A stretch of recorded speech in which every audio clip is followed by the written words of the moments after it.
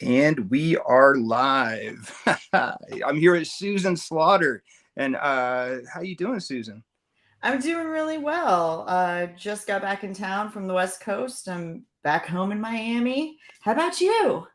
I'm doing all right. Like I was telling you earlier, I am in Kentucky of all places, which is really crazy. I never thought in a million years I'd live in Kentucky, but here I am, and it's actually going pretty good. But I want to talk about you. For people who are on my channel that don't know who you are, can you kind of tell them who you are and what you do? Well, I'm Susan Slaughter. I'm a paranormal investigator. I've been investigating the paranormal since I was 15, but officially with a team since I was 18. I was on Ghost Hunters Academy season one, which I won and ended up winning a position on Ghost Hunters International for 2 seasons. Now I'm currently on Travel Channel's Paranormal Caught on Camera and one of the producers and investigators for The Dark Zone, um, which you and I, Bill, have done a bunch of Dark Zone stuff together. So I'm excited that you're coming back in with us for the Back in the Conjuring zone. event. Yeah, back in the zone. I'm excited.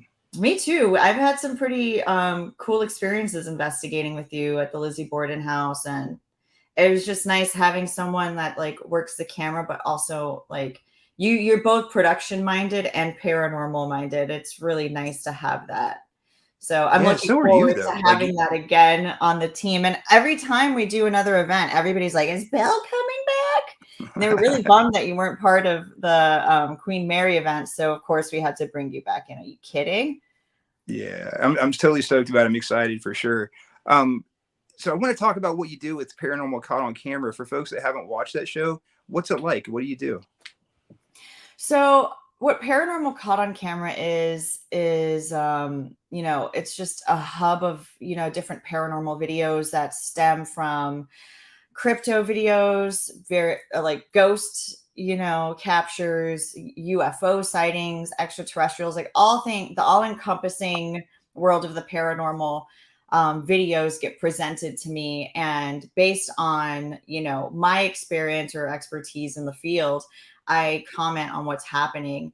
A lot of the videos that come in come from people who aren't investigators, or just happen to have strange things that happen. And I think with the way technology is growing these days, everybody has like pro cameras in their pockets now with smartphones, or like ring cameras on their doorsteps. And so there's more and more like strange anomalies getting captured on everyday cameras. And so we're getting an influx of like paranormal sightings or cryptid sightings and things like that. And we're just bringing that conversation to the table one clip at a time. And it's interesting because the whole panel of people that we have on the show vary for what they do. I mean, we have Bigfoot experts, we have paranormal investigators, we've got folklorists, and paranormal writers and things like that.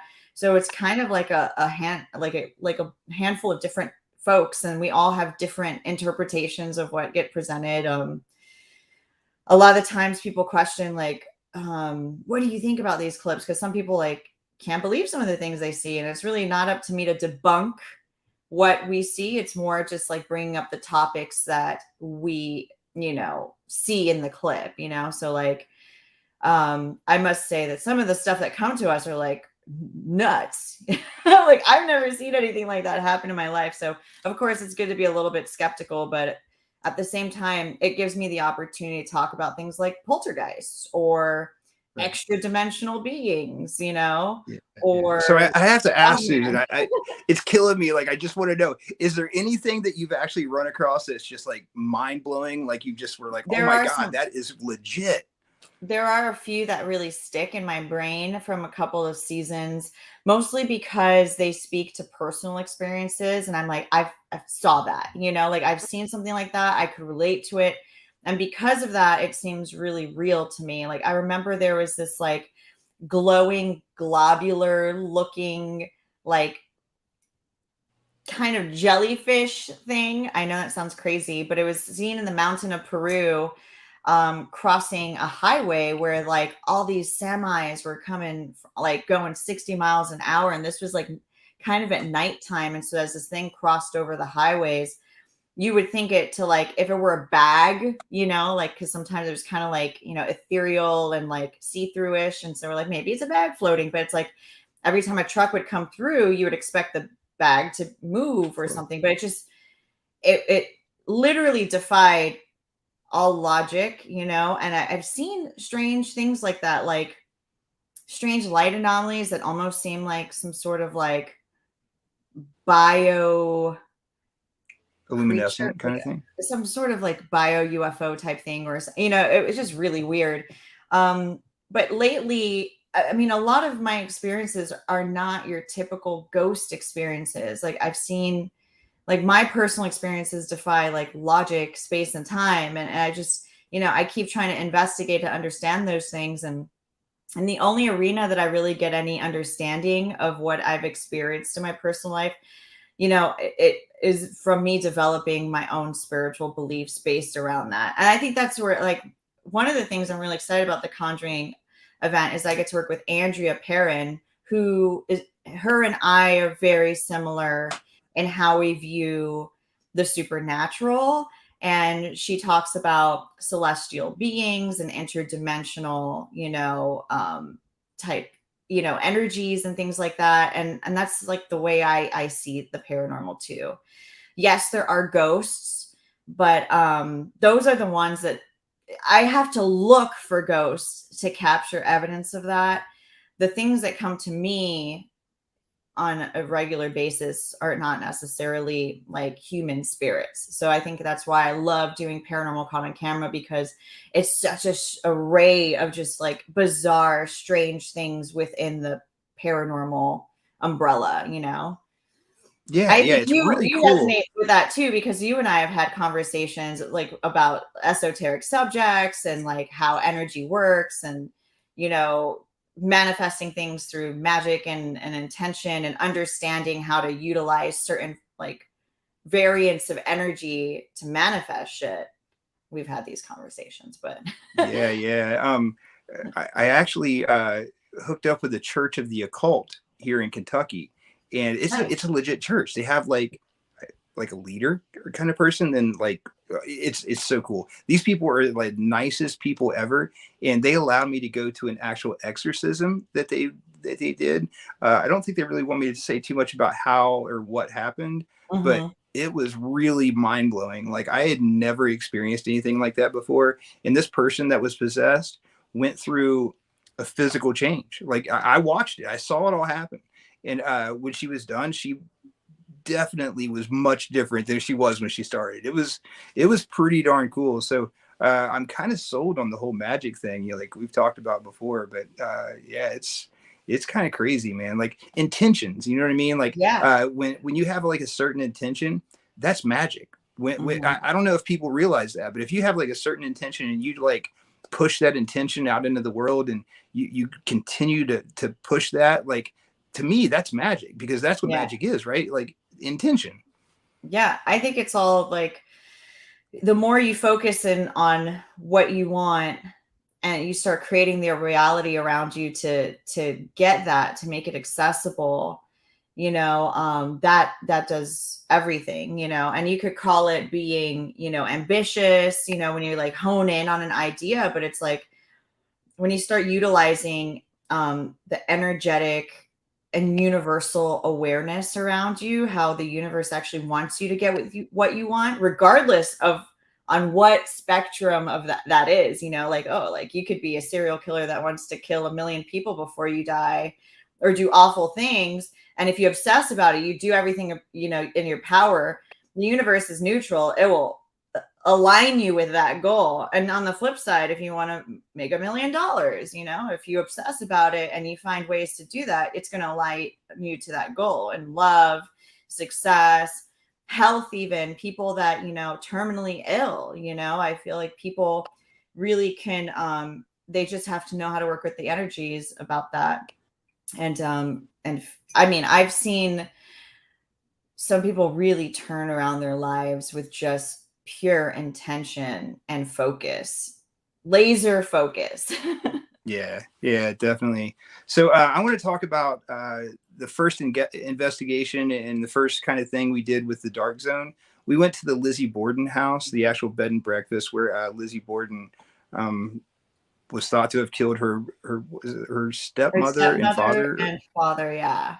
Yeah, yeah, and man, that was wild. That was really cool.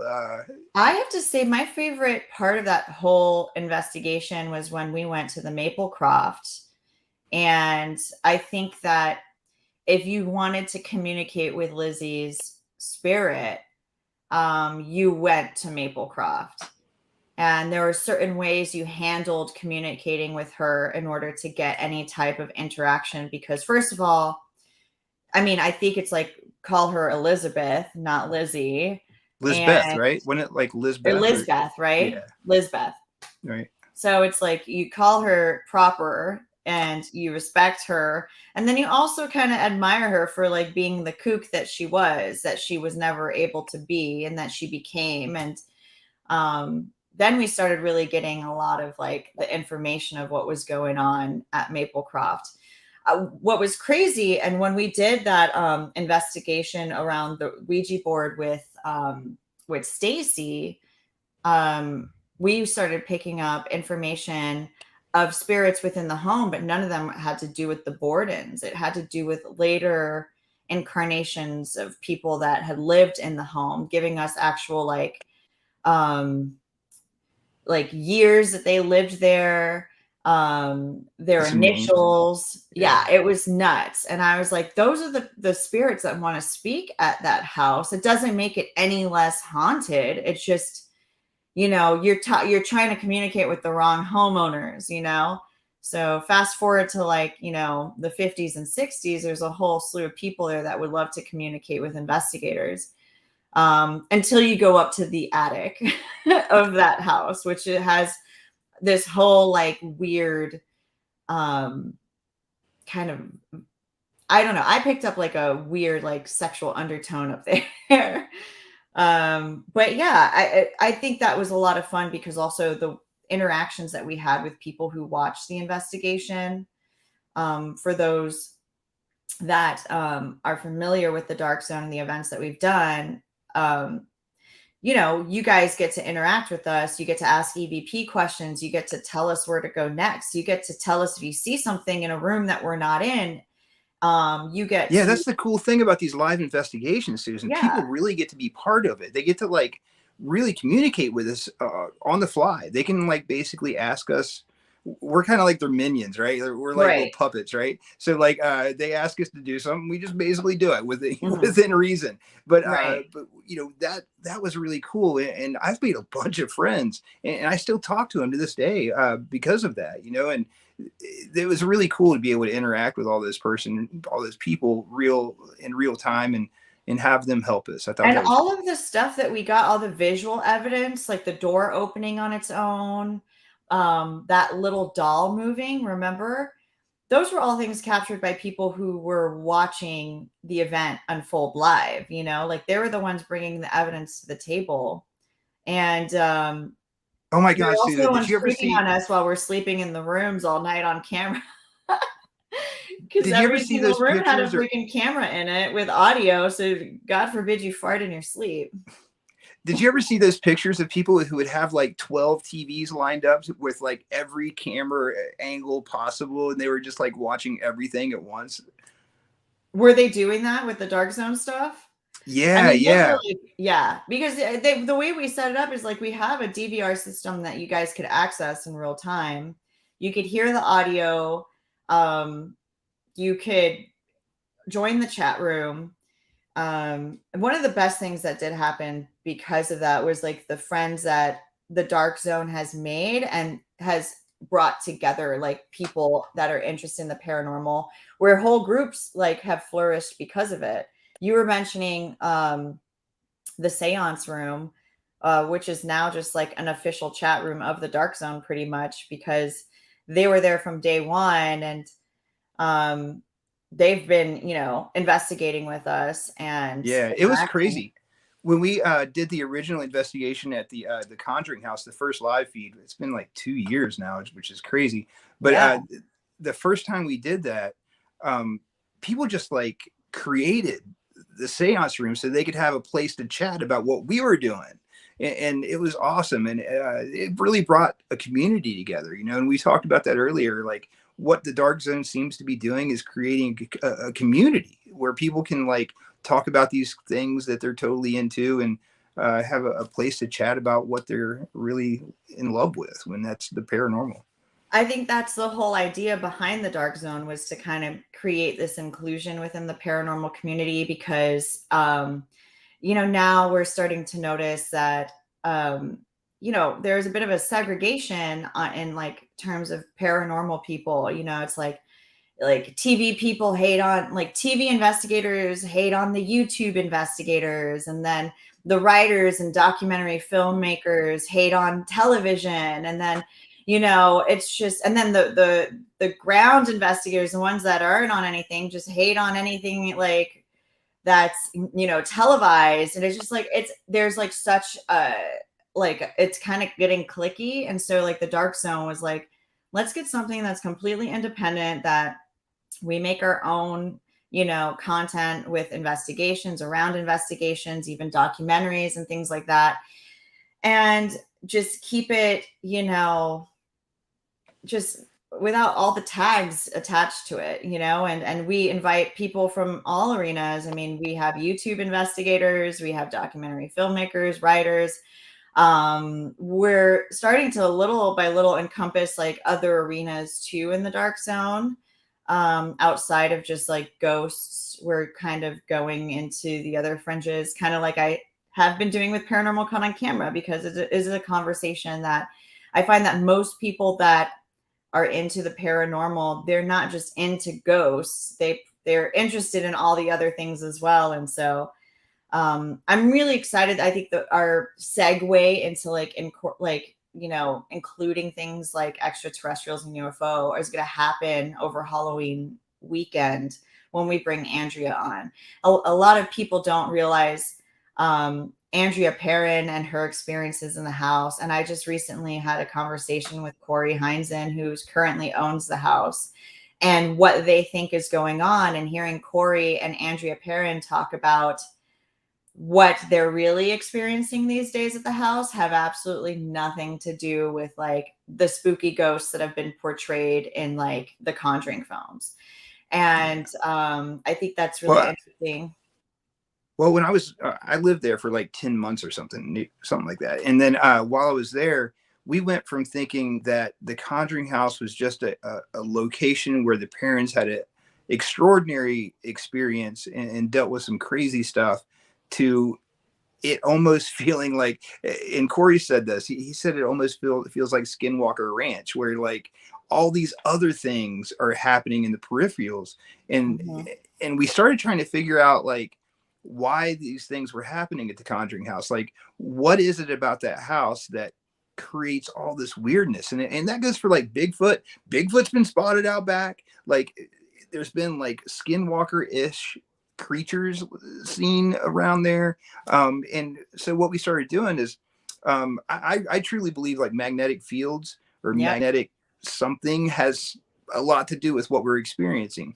And so Corey bought a metal detector, and we were like, all right, we're gonna go outside and like see if we can find anything cool. Well, we went outside, and what we found is the entire land out there is magnetic. It set the metal detector off everywhere. No matter where you went, the metal detector would go off. And so we were like, there must be something wrong with this metal detector. So we started getting rocks and putting it up to the metal detector, and it went off. So that whole area right there is magnetic. And I don't Mhm. know if that messes with your brain so you're able to see things you wouldn't normally be able to see, or what happens, but that's a fact. That Mhm. whole area is a giant magnetic anomaly, which I find really fascinating. It might be like what is the key to unlocking like layers of reality. If you're a person that believes that multiple dimensions, reside within the same time and space, then maybe there was a reality where, I mean, it could be also time travel. Like a part of me also feels like when people see Bigfoot, like, is that an early human? You know, is that something where, or I mean, people swear, you know, everyone has a different theory on what Bigfoot is. You know, I'm open to all theories. That's the thing. You just keep your mind open to it all. Because when you're dead and it presents itself to you, you're like, I thought of that. At least it's crossed my mind, you know.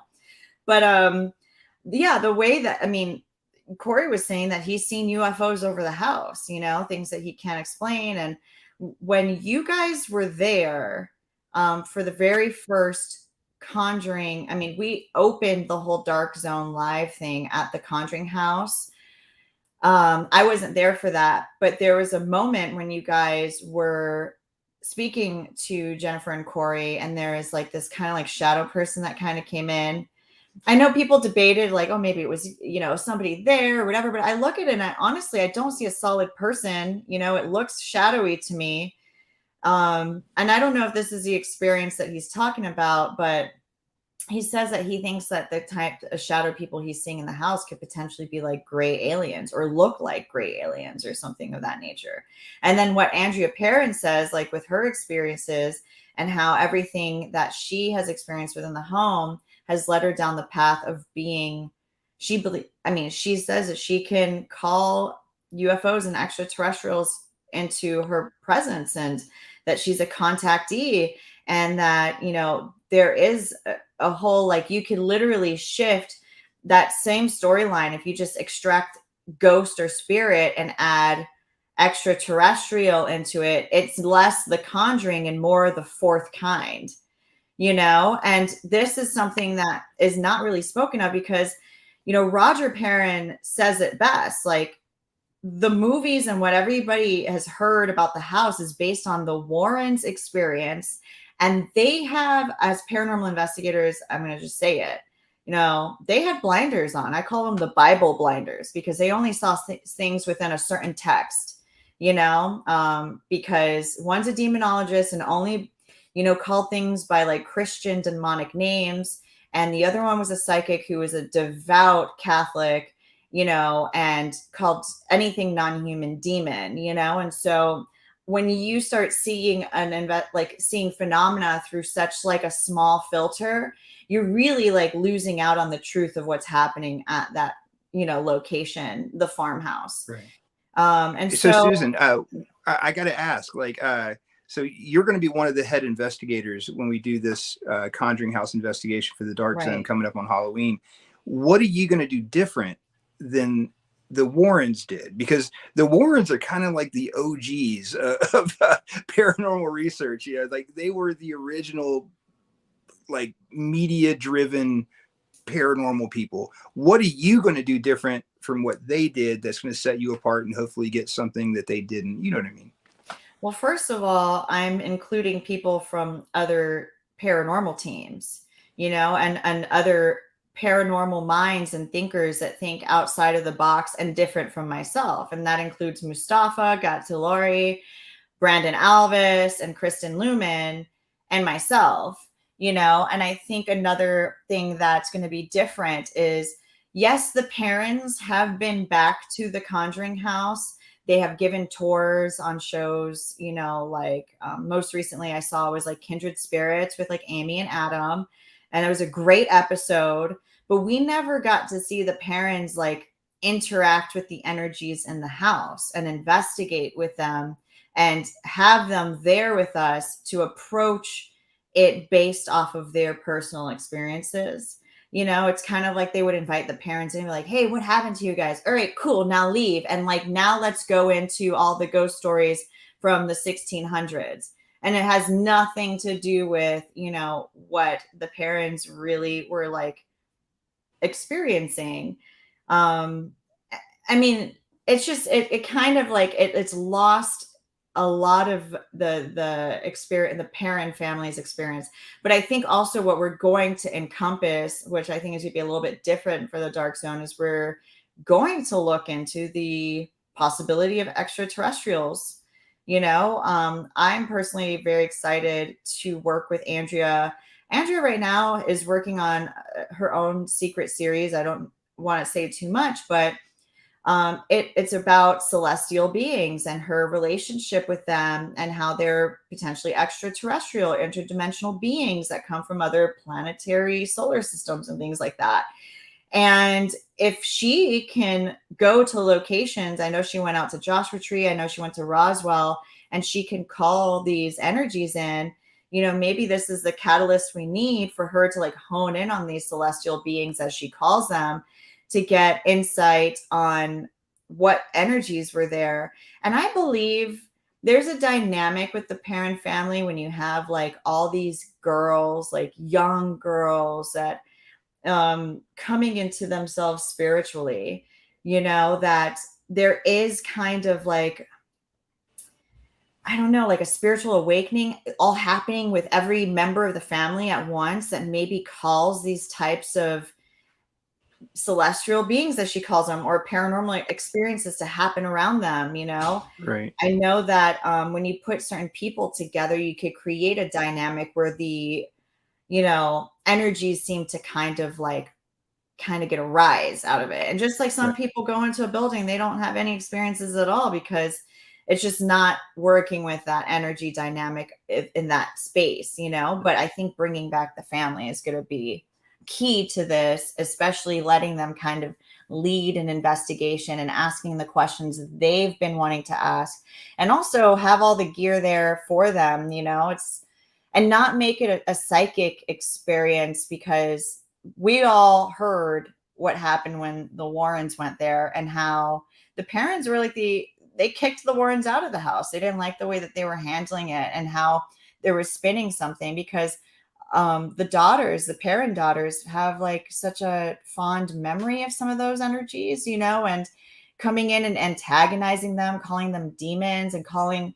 out what happened to their mother, as like a demonic possession. And, they don't view it like that at all. So I'm really curious to see what's going to happen in the house through the lens of like the parent experience, and also opening our, our investigation to something a little bit broader, and include the possibility of, celestial beings and extraterrestrials, because I think that that's something that hasn't been explored at all. And that's Yeah. something that's been modern day more reported to us at the dark zone than these ghosts, or the crooked neck woman, or evil Bathsheba, or whatever these ghost stories that come from the Conjuring House.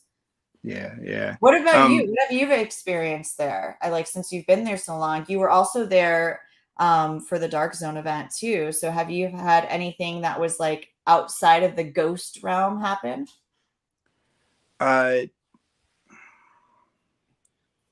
no, but what I can tell you is, I had experiences there that I will never in my life ever forget. Like, some of the most terrifying things ever to happen to me happened to me in that house. Um, the actual things that happened were, definitely caught some EVPs that were mind blowing.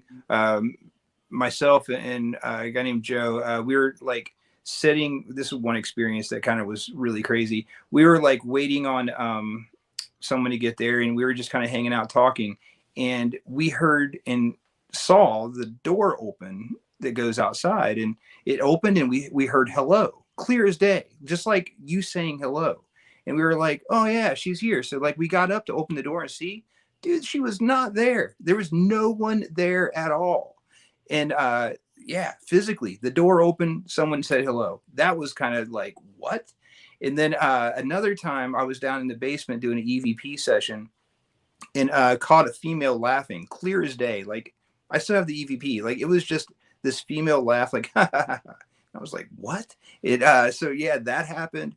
I used to, so when I was there by myself, I used to like try to push my own limits of like how scared I could get myself, I've and seen so you push your limits, Bill.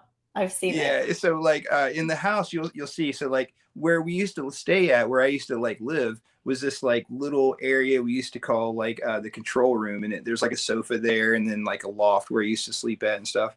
So at night, I'm old, and I have to pee in the middle of the night. So like I would get up and go to the bathroom, and instead of like going to the bathroom in that like little area where there's a restroom and all that kind of stuff, I would like walk all the way across on the other side of the house and use the restroom on the other side of the house, because it was absolutely terrifying to do that by yourself in that house alone. Like, so I was I'm like, oh, gonna I be gotta do doing it, I that gotta for try to like do a this. whole week And straight so like almost. I would start walking that way, and you'll see the library is about halfway through the house. And I kid you not, more times than once, I would hear a little kid kind of make some noise and then just run right in front of me and like cut in front of me and just like run down the hall. Like you could hear it just like little feet just like running right in front of you. And that happened a bunch of times. And we had like books fly off shelves. We had like John would set up like cars, you know, like on the furniture. We have video of these cars like rolling on the furniture and falling off and hitting the ground. We have video of like balls like rolling off of there's like a little like a heater unit upstairs. This ball like fell off of there and then rolled randomly around the room.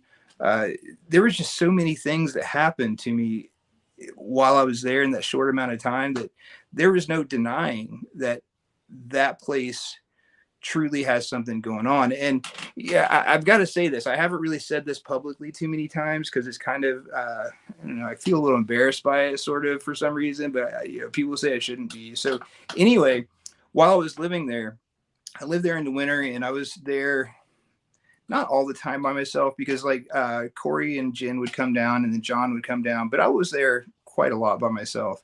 And I ended up getting like strangely depressed. And I ended up like feeling like the Conjuring House was my precious, you know, like from the was it the return the ring? What the hell's Like the name of Lord of the that? Rings, Yes, it was like like the Lord of the Gollum. Rings. Yes, yes, I felt like Gollum, and it was like my precious, you know. Is so like I didn't want anyone coming to the house. I didn't want anyone like messing with it. Like it got really strange for me, and so I started realizing that was happening to me. And I Mhm. ended up, that was a big reason why I left the house because I, I changed and I ended up getting really, really depressed. And it literally took me a year to get to where I was okay again.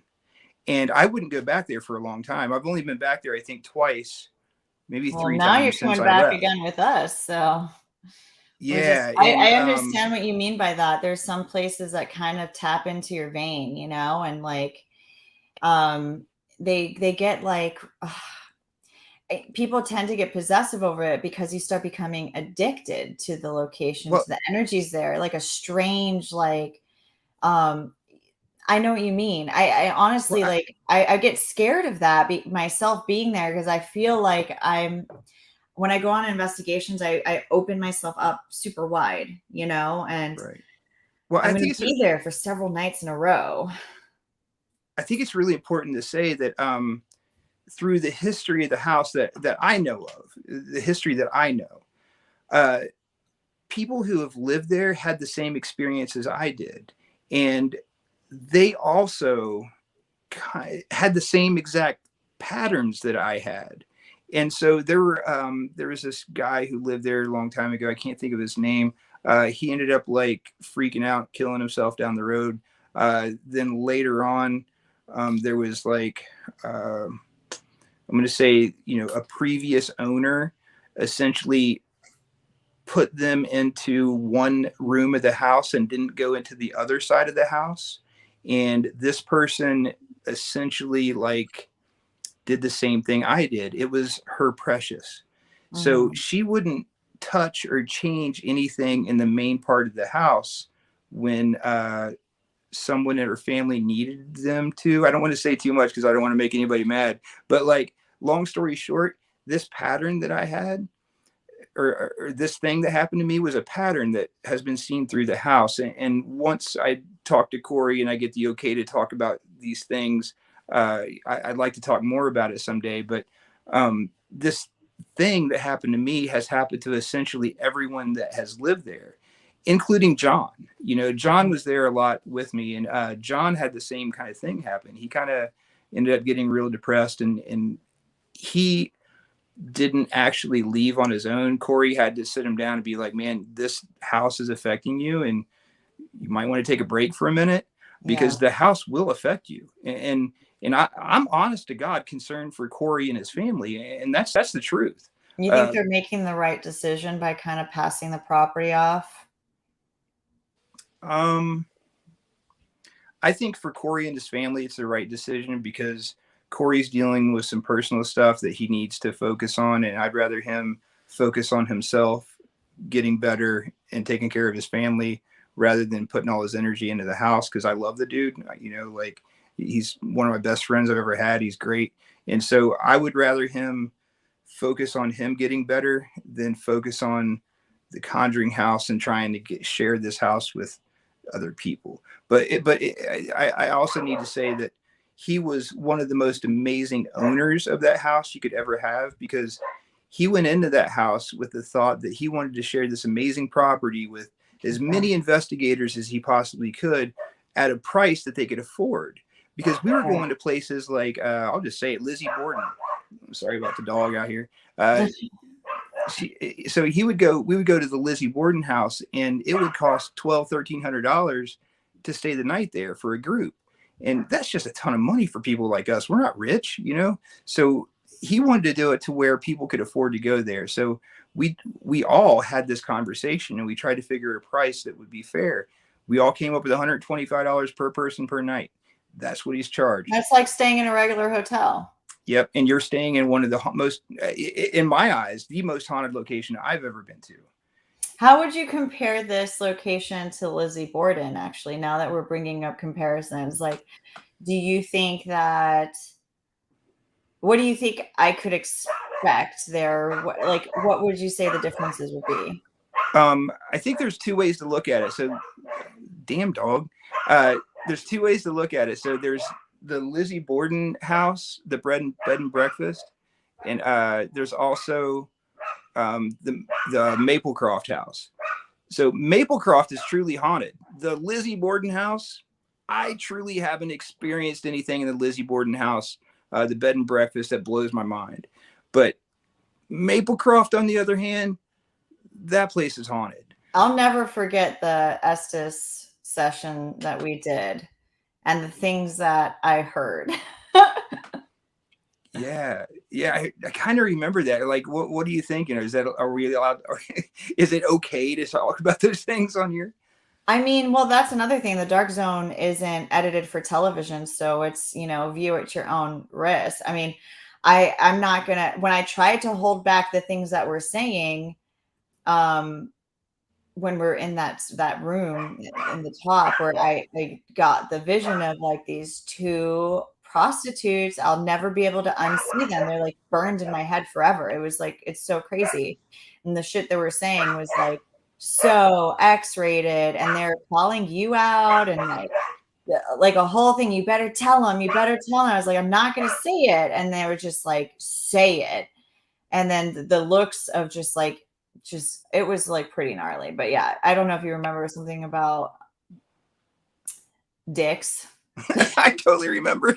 That's why I was like, I don't know if you want to say anything or not.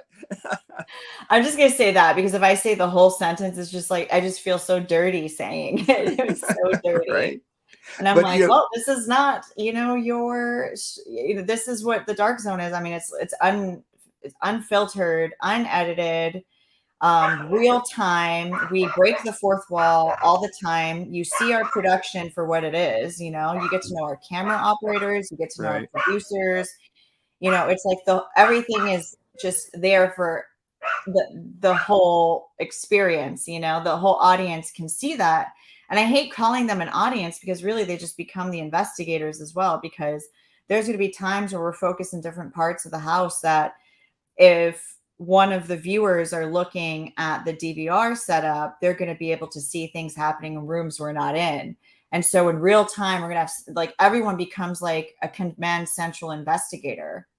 And then they Yeah. have access to the chat room where they could say, hey, Susan, Brandon, like something's happening over here. Or, hey, Kristen, ask this EVP question.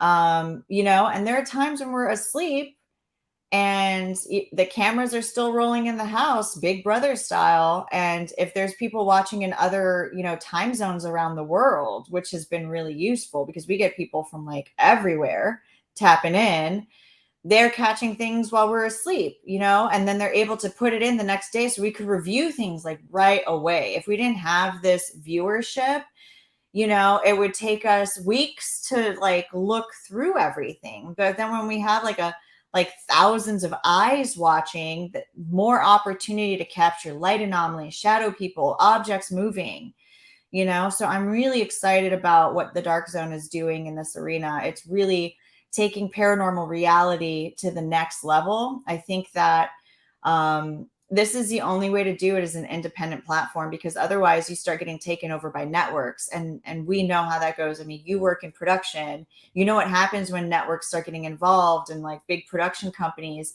Then all of a sudden there's a pressure to perform, and they're all like, I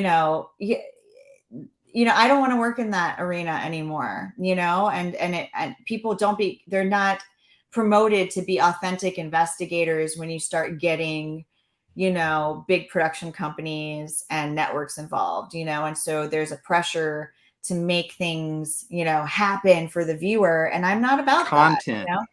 Yeah, I'm not about that. And the dark zone's not about that. And that's why it's like when we do have locations, um, albeit they're great, like the Queen Mary, she's active, but she's not like holy shit active, and so there are times where it's like, a real investigation, you're just kind of sitting in the dark talking to yourself. But then the dark zone also has all these amazing special guests come on. We break it up so that you have like other people and love in the paranormal genre from other shows. We just try to build that camaraderie and keep it, the snowballing into the right direction, and so if it's getting like long and boring, we'll just cut to someone more interesting you all want to see, and that's, I think, what the great thing about this too is it shows how authentic the dark zone is, because we don't have room to fake shit. Everything's rolling all the time, 24/7. There's audio. What happened with that audio? Like, I totally forgot about the audio in a couple of scenarios in the Lizzie Borden house where I sat and spilt the tea. They're all like, "You're talking too much truth. You're talking too much truth. Shut it down." They're like, Yeah, the producers run in and be like, "Susan, you need to shut the F up because you're forgetting that there's audio running 24/7. But that's right. also part of the magic. You just never know what you're going to see on the dark zone. Things Yeah. get weird. And I'm really excited to have you there because like, for instance, the Conjuring House is happening this Halloween. You're a Conjuring House veteran. You know what the activity that is like there. Have you been there while the Perrin family has been there, or Andrea or anybody? 3 times. I've Well, actually what interviewed each. happens when they join? Is that like a different, I like, love it. So I love the parents. Andrea is a caretaker of everybody. She's like Big Mama, right? She like I feel like she's giving everybody a big hug all the time. So she takes care of her dad, like, and make sure her sisters are all good to go. Like, I just love Andrea to death, and it is really super cool to like. So this is what happened to me. So I wanted to create a documentary about the whole thing, and I'm still going to put it out. I haven't got the last interview yet, and I'm having a hell of a time getting this person to let me interview her. But hopefully she'll let me interview her, and then I'll put this thing together. So I was lucky enough to interview every one of these people individually in the house as a house walkthrough. So what I did with each person is I had them individually come out, walk through the whole house, tell me everything they knew about the entire house. And one of the coolest things was taking her father, Roger, down into the basement where he used to like have this contact with a female entity. And he feels like this female entity down there was the one who possessed his wife at the time. And he thought, and he still thinks, he told me this, I have it on video, that he thinks that this thing was trying to steal him away from her. So he felt like this entity wanted him. And mhm. so we went down in the basement, and having him tell me that story and seeing the emotion on his face and seeing that like this is real. What the way I look at this stuff is like I'll never judge anyone for their experience ever. It's their experience. But to see him tell that story, it's like so emotional and so real to him that you feel like you're part of that story that he's telling. And he's such a great storyteller. And he basically told me exactly what happened down there. And I can't wait for people to be able to do that as well, because that was such a cool experience for me, is taking each one of these people through the house and having them tell their version of the story, which it was super cool. Like And I it can't would even make express to you. sense, like, why, if there was a female energy down there, and she's the one that usually gets blamed for, antagonizing or even possessing, Carolyn Perrin, right? That's the mother. Um, it makes sense that if you don't have real physical access to the living, that you could possess somebody closest, to him, like his wife, and have those intimate experiences. I've experienced similar things like that before, where there are energies that I used to be bullied by in a particular location that I used to investigate, until I feel like I kind of was trying to communicate with this energy, and I saw who she was, and she kind of came to me, and I started seeing things through her lens. And for a long time, when you're talking about shaking a location, that was kind of the experience I had with the Glen Tavern Inn and with some of the inhabitants there, because I used to go there and spend like a lot of time there and just keep coming back and coming back and coming back. I've lost friends there who've taken their lives at the Glen Tavern Inn. I've experienced a lot in that arena. And that's where, I could see how that happens to people. And when you start creating an umbilical cord to a location, you start kind of like melting energetically within a spot, that those energies can actually become your own. There could be slight possessions that happen, and then all of a sudden your perspective gets askewed as your own individual self, because you start taking on little attributes and even mannerisms or how you talk. You just like change as a person. And and this is like something that like kind of chips away at your physical being and your spiritual being over time, being exposed to these energies. And that's why you have things like you said, where you experience that possession, the exorcism that happened. All of a sudden this person just has like a whole different vibe about them after, and exorcisms sometimes don't even work once. It's just like it took chipping away at you to get that energy in. It's also, you're going to have to do the work to get it out. And so exorcisms is not a one-time deal. This is something you chip away. You kind of like start purging out over and over and over again. It's like a whole freaking process. And I think that's another big representation in cinema and stuff like that, is that an exorcism is one and done, and I'm like, that's not how it works. You So, have to do a lot so of I work. have to ask. So, Susan, how are you going to protect yourself from being like possessed or have an attachment or something like that at the Conjuring House? Because there's I something let it there. Like, happen. I'm not that person that's like, let's protect themselves, like I let it happen because I'm there for the experience. I want to learn more. The best way to learn for me is through getting like intimate with energies and let that melting process happen. Um, that's just how I am. I go there, and it's part of my me too. process. Um, Going home and bringing things back with me, then I start shedding the layers of that. But I honestly, I love to take salt baths. They're my favorite thing. I hope that the Conjuring, I hope the farmhouse has a fucking bathtub, like, It does. because You want to hear? every single night. I mean, were you there? Remember, we were staying at Maplecroft, and I was like, I'm taking a salt bath, and I took like the longest salt bath ever in the most hauntingly beautiful bathtub in the So, fucking I Maplecroft. you want to hear a funny story? I still have your Epsom salts in the back of my car. So it's true. Yeah, they're still there. Like I just never took them out. It's still there. I You know always what would be get the funny? I'm Himalayan going to be driving salt. this thing.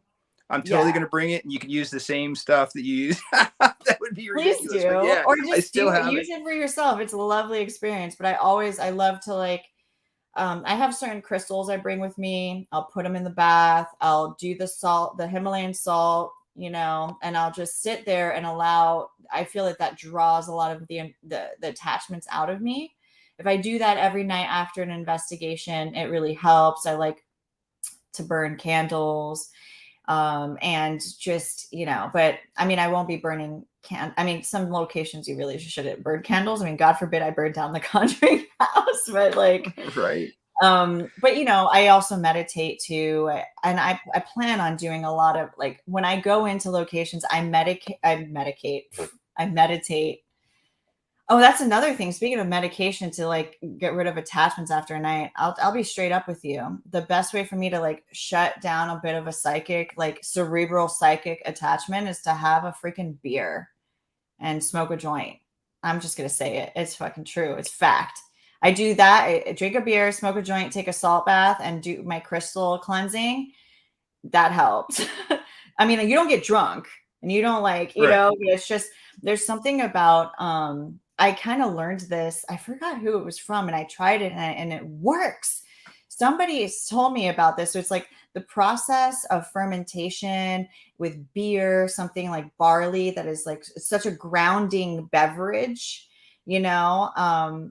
Like alcohol in general is actually very like earthy and grounding, and don't abuse it, but like a nice like freaking stout or amber after an investigation, like it shuts a part of the psychic in my head. The same thing with like a bit of an indica hybrid. Right. Right. I'm But just gonna be straight up. It's facts, and call it what you will, but yeah, and then the salt baths kind of help with the all the energy attachments, like that are not cerebral. right. Right. Yeah, I mean, obviously we did the same thing at the so yeah, so We're I'm like, on after board with that that. investigation, Bill was like, Bill, we need to go outside for a second and have a drink. It's a little something, because this Yeah, was yeah, because nuts. it got kind of The only intense a couple of way. times. But all right, so we're trying to keep this at 1 hour. We're like 55 minutes now because I have a ton of stuff I have to do tomorrow, and I know you do too. So I guess now we need to tell people how they can be part of this investigation with the Dark Zone, and you feel free to do that. Like, I think you probably know better than I do. I mean, well, if you're interested in just learning about the Dark Zone and seeing what the event entails and all the guests that will be there, just go to thedarkzone.tv and check it out. And it shows you all of the past events that we've done there too. So if you're interested in any of those, we've done the Queen Mary, we did Lizzie Borden in Maplecroft, we did the Conjuring, the very first one, but since the first Conjuring, by the way, we've gotten like the type of gear that we're using to stream now is like something next level. It's like the same thing that the NFL uses to live stream their events. We're using that type of technology to do investigations. And with the interaction, you get to be part of the investigation virtually. And yeah, just go to thedarkzone.tv. We're developing an app. And so if you download the app, there's different tiers that it's free, but you can get different tiers where, like, if you pay a monthly fee, you get access to all of our events, and we're going to have like an online store that's curated by all of the members of the Dark Zone.